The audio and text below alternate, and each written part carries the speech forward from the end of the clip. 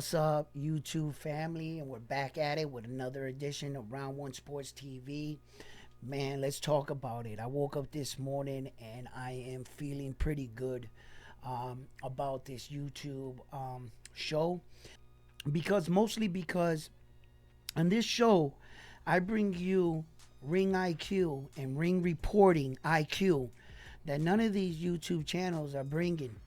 And I'm truly impressed with some of the things that I have said. I went back and looked over some of my videos, and I'm feeling like the GOAT right now. I truly am, and I'm glad that I have videos to back up everything that I'm saying, because everything that I'm about to say, you can go back and you can check out my videos, and it's there, When I started this channel, I vowed and dedicated that I would bring you all my ring insight and what I see with my eye.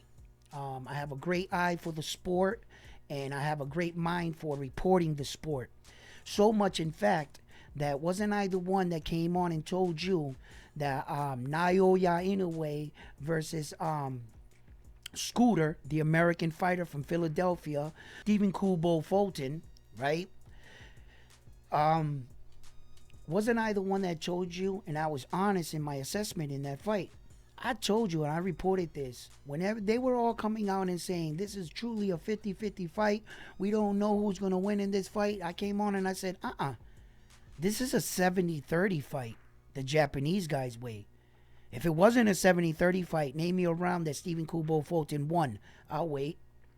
That's a 70-30 fight. That was a clear shutout. Stephen Kubo Fulton did put up a good fight, the best of his ability. The Japanese superstar was just on a different level, and I called it. There has been a lot of things that I've called and I have pointed out. Look, wasn't I the one that came on and told you that Jermell Charlo's body would not respond at 168? Didn't I give you a ring IQ that no other YouTube channel were even close to pointing out? They kept judging him at 154. I told you what was going to happen in that fight, and it happened the exact same way I said it and reported it. Did it not? Now, there are things that I report. A lot of guys, reporters are come in and talk about a guy and say, hey, this guy has never been knocked down or whatever. He just hasn't been caught, right? Leading into the Tim Tszyu, Brandon Mendoza fight last night, I made a video. It was just my last video. I reported and I told you what were Brandon Mendoza's best qualities. What God gift does he have?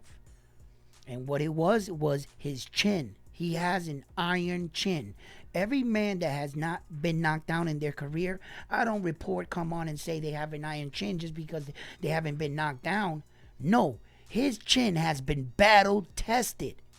When he got hit by some of those shots by the Towering Inferno, listen, let me tell you something. A lesser man should have been knocked out. When I saw him get hit with some of those shots and his recovery was off the charts, I thought it would take him a little while to come back from some of those shots.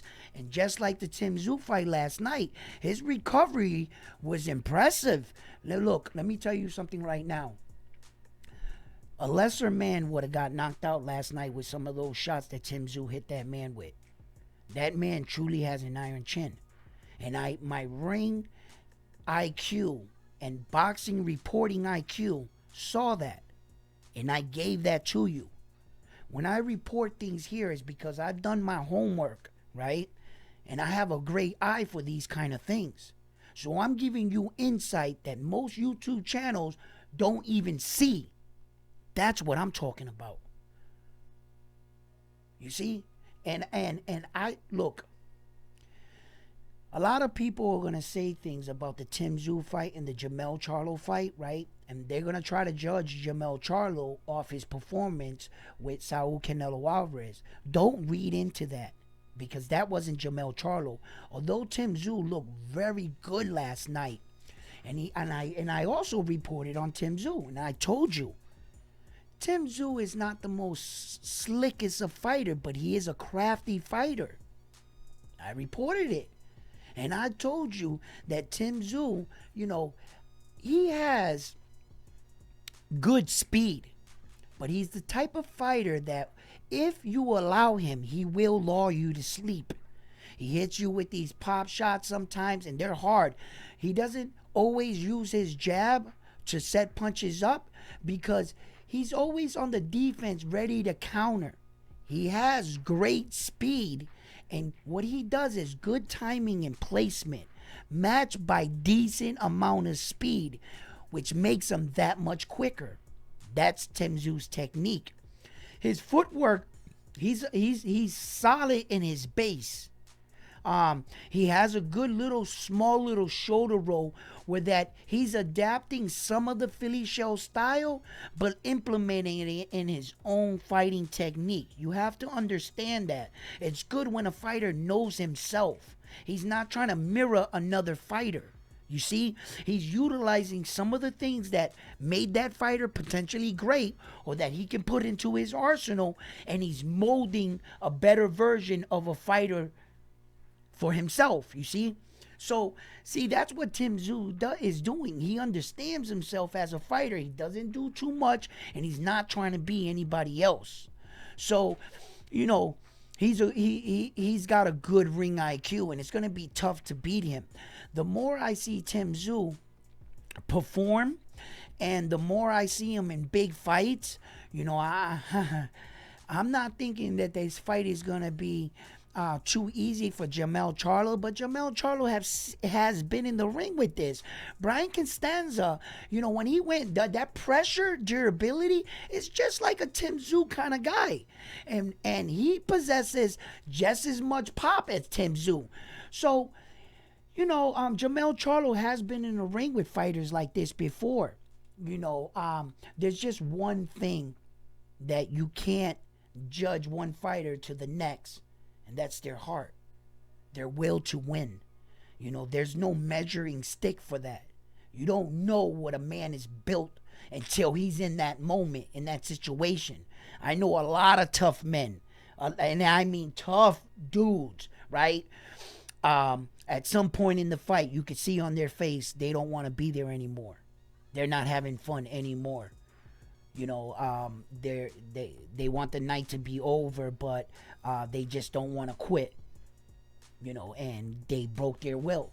And I know a lot of tough men that in those kind of situations, they don't rise to the occasion. Okay, so it takes that right there. I can't measure that. Until that person's in that situation. Your fighter can always look good when they're winning. I'll tell you who that fighter is when he's losing. So, look, here at Round One Sports Talk, we give you boxing insight that these YouTube channels are just not giving you. And sometimes I don't have a horse in the race, but for now on, I will give you my best insight just in case you want to put your hard-earned money on one of these fighters. Well, then I'm going to give you the best insight that I can for that you can make the right decisions. I don't gamble at all, and I don't favor anyone. That's why I'm always not biased to any of the fighters because I basically don't have a horse in the race. I call it like I see it. And I like to keep it pure like that for myself, because I feel I have a responsibility and a duty on this channel to give you the best. You tune in here, you tune in to see the best, So I ain't playing no games. I'm calling these fights, and I'm giving you great boxing intel, and I always promise to be stay the same. So look, we have some amazing fights coming up right now, and I see the potential. I see potential at 160-pound division right now. I see a lot of potential there. There's nobody there. Look, Errol Spence Jr. needs a home to be a champion. Jamel Charlo didn't secure those titles at 168. He's coming back to 154. He's your stable mate. You know, what are you going to do? The same coach is going to train two fighters to fight each other? One guy's going to have to leave the gym. So before all that happens, one of you move up somewhere. And at one point in time, the 160-pound division titles, you know, there were a lot of great champions there. You can reunite that division. Bring fighters there. If you go there and start to put on some big fights, you can entice other fighters to either come down or move up. You see, sometimes fighters view at the division like, oh, there's no one there. I don't want to go there, right? Sometimes you got to venture off and build your own shit, like Michael Jordan, like Tom Brady. Like the, you know, sometimes you got to go somewhere and you got to build that and go to that division and you be the man. And if there's no one in the division, there should be no one to stop you to getting 2 or 3 of the belts pretty fast. If Errol Spence Jr. moved up to 160, he'll be a champion within the year. Right? Okay. He can also entice other fighters to go up there too, as well. I believe that Brian Mendoza, if he leaves the 154-pound division and moves up to 160, he'll be a champion. You know, he has some pop in it. He knocked out the Towering Inferno. Did you see that knockout? If you haven't, please check it out. So there's a lot of opportunity there, and that's what I was talking about. Okay, you know, Terrence Crawford can be enticed to go there. He doesn't have to go too far to 168. 160 is a more doable, feasible weight right there. Where that if Errol Spence Jr. gets there first, his stable mate can still dominate at 154. Now his brother, we know about his brother, but look, he's registered as an inactive fighter. And until he comes back, then we'll talk about him. But currently, he's not here. Okay? So there's opportunity there. And there's even room, elbow room. You know? So, look, that's what I see. As far as now, Tim Tszyu coming into the fight against Jamel Charlo, look, don't read into the fact how Jamel Charlo's performance versus Saul Canelo Alvarez at 168 and look at the performance of Tim Tszyu and try to put those two guys together, you're going to think that Tim Tszyu is going to rock Jamel Charlo. But I'm telling you right now, don't read into that. That was not Jamel Charlo's weight, for one, and that's not a full active Jamel Charlo with all his weapons. He's not feeling sluggish, you know. And look, Jamel Charlo has been in the ring with guys like that, like a Tim Tszyu. Although Tim Tszyu has his own unique, different style, and I've talked about that, yes. But that stands to be interesting. Let's see where that ends up. The Japanese superstar is going to come into his fight with Tapales, and that's another good fight right there. I think that fight, look, every single time I think that a technique or a style is going to come in against this Japanese fighter, man, he shuts that shit down. He shuts that shit down. And the next day, what all like the boxers that came up to fight against them and their coaches and some media, right, no sooner that after the fight that they fight against the Japanese superstar, the narrative is, you know, he had an off night, he didn't show up tonight, you know, the other guy, right? It's never the fact that the Japanese superstar shut them down. It's never the fact that he was just that good. It was never that. It was just their guy. He had a bad weight cut. He wasn't himself. He had the flu on his mother's sister's cousin's side. That guy had the flu, so it affected him. His dog didn't take a shit this morning, so that was on his mind. Okay, it's always something. It's always something but it's never the fact that this Japanese guy is really that good. He's really levels above most of these guys, and he's bringing eyes to a division that most people wouldn't be paying attention to. Okay, he's doing exactly what I'm saying at the 160 someone can do, right? Because had it not been for the Japanese superstar, would a lot more people now know who Stephen Kubo Fulton is. I mean, Stephen Kubo Fulton was making a little bit of noise.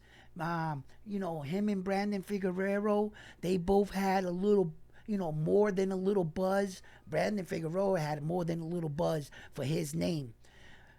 But these fighters have to perform and they have to win in key situations. Being that the fact that Brandon Figueroa lost to Stephen Kubo Fulton and he took his belt, that put him in position to fight the bigger fight against the Japanese superstar.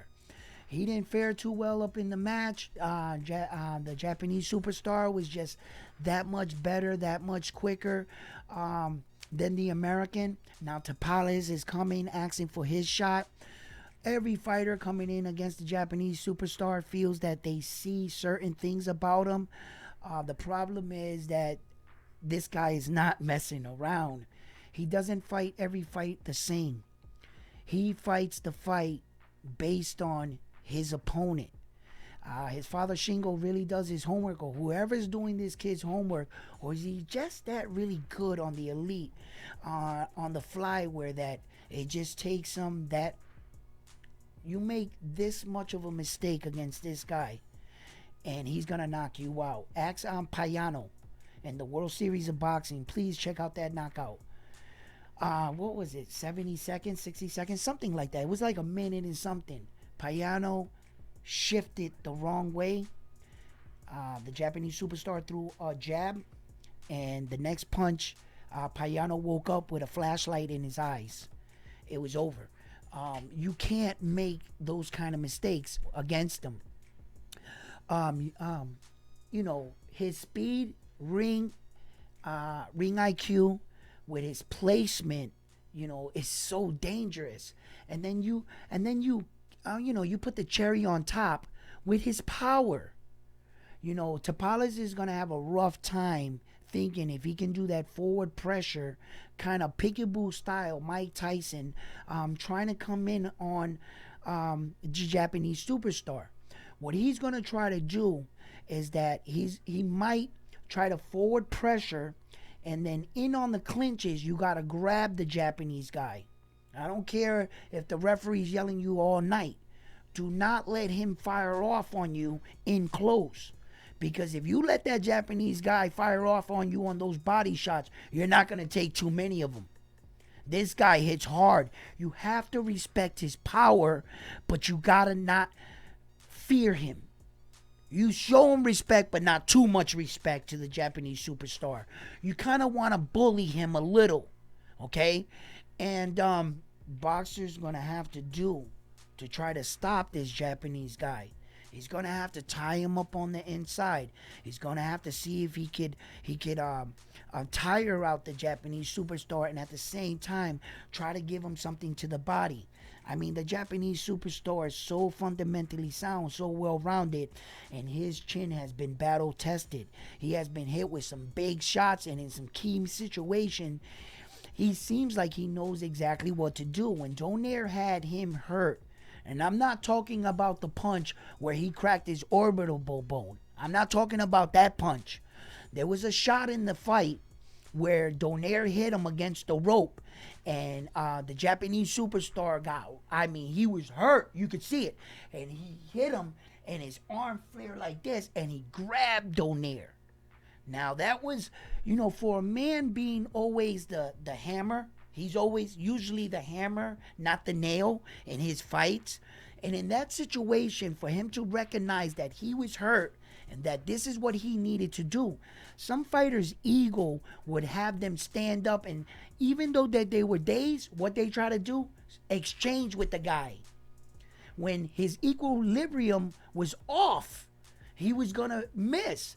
But some fighters' egos will get them in an exchange because they're like, wow, I just got hit big. I want to get it back. And he's going to try to exchange. That's when the Japanese superstar could have got knocked out. Instead, what he did was, when he got hit, he tied up. He tied up when he needed to. He fought out of the clinch when he had to. And he got on his toes and he cleared his mind. Everything he did from the moment he was stunned was right. I was like, wow, that's pretty impressive. Look, Jermell Charlo, they never even talk about this. When Jermell Charlo, right, took that standing 8 count against Saul Canelo Alvarez, that was great ring IQ right there. So much, in fact, it helped him get out of the round and then into the end of the fight. But no one seemed to give him his flowers for that. A more or less experienced, stubborn fighter that in that situation, under those big bright lights with your family watching on, and you got hit and rocked and you knew you were hurt, you would try to exchange with the guy that just hurt you.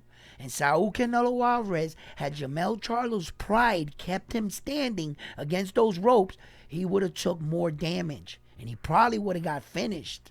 Okay, and that was what Saul Canelo Alvarez was looking for. When he hit him with that shot, Saul knew. You can feel it in your shot. Boom! You hit him with a big shot. Jermell Charlo recognized that, and in the moment, he didn't need time to think about it. He said, hold up, I'm hurt.